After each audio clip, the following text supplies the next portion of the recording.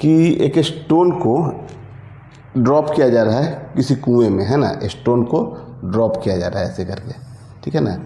अब देखिए यहाँ से स्टोन को हम ड्रॉप किए और मान लेते हैं कि ये जो पानी है ना यहाँ पे वो कुछ यहाँ तक है ना, और जो वाटर का लेवल बताया है ना कि यहाँ से जो वाटर का लेवल जो है ना उसकी हाइट है h। तो स्टोन यहाँ जैसे आकर गिरेगा ना तो आवाज़ निकलेगा यहाँ से। तो देखिए स्टोन को यहाँ से यहाँ तक जाने में कुछ टाइम लगेगा, फिर यहाँ से जो साउंड जब आवाज़ करेगा ये आवाज़ को यहाँ से यहाँ तक आने में कुछ टाइम लगेगा। तो दोनों टाइम अलग अलग आएगा, तो दोनों टाइम को हम लोग ऐड कर लेंगे और वही आपका रिजल्ट निकल के आएगा। टोटल टाइम ही पूछा गया है यहाँ पे कि टाइम कितना होगा। तो मान लीजिए कि स्टोन को यहाँ से यहाँ तक जाने में जो टाइम लग रहा है ना, यहाँ से यहाँ तक जाने में वो टाइम t1 है, और फिर जो साउंड को यहाँ से यहाँ तक आने में, जब साउंड यहाँ तक आएगा तब हम लोग इसको सुनेंगे, तो ये टाइम को ले लेते हैं t2। अब दोनों टाइम हम लोग अलग अलग निकाल लेते हैं और दोनों को ऐड कर लेंगे। तो देखिए जब स्टोन यहाँ से यहाँ आया है और बोला है स्टोन को ड्रॉप किया गया है, मतलब स्टोन की इनिशियल वेलोसिटी कितनी है, 0 है। तो इसके लिए हम लोग s equal to ut plus half a t square लगा लें। s equal to ut plus half a t square, ये किसके लिए लगा रहे हैं हम लोग, स्टोन के लिए। जब स्टोन आकर ये पानी में गिर रहा है ना, h हाइट नीचे आ रहा है। तो देखिए इनिशियल वेलोसिटी 0 है, तो यहाँ से कितना हो गया, हाफ।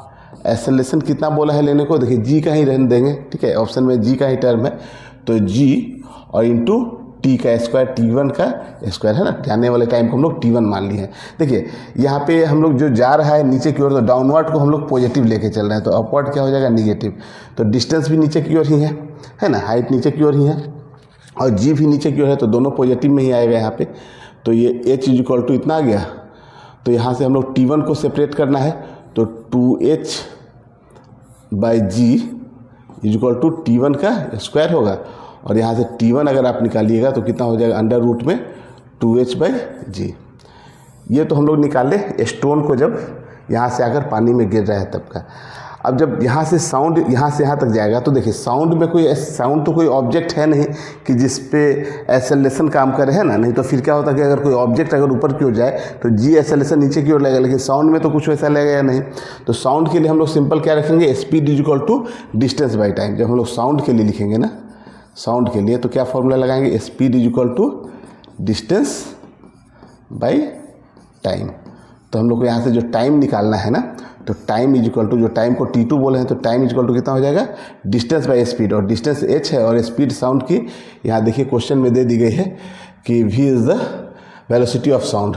तो यहाँ पे v रख दे, तो यहाँ से t2 की वैल्यू निकल के आ गई इतनी, और t1 की वैल्यू यहाँ पे ये निकल के आ गई है, ठीक है। अब दोनों को ऐड कर दीजिए, total time t is equal to कितना हो जाएगा, t1 प्लस t2।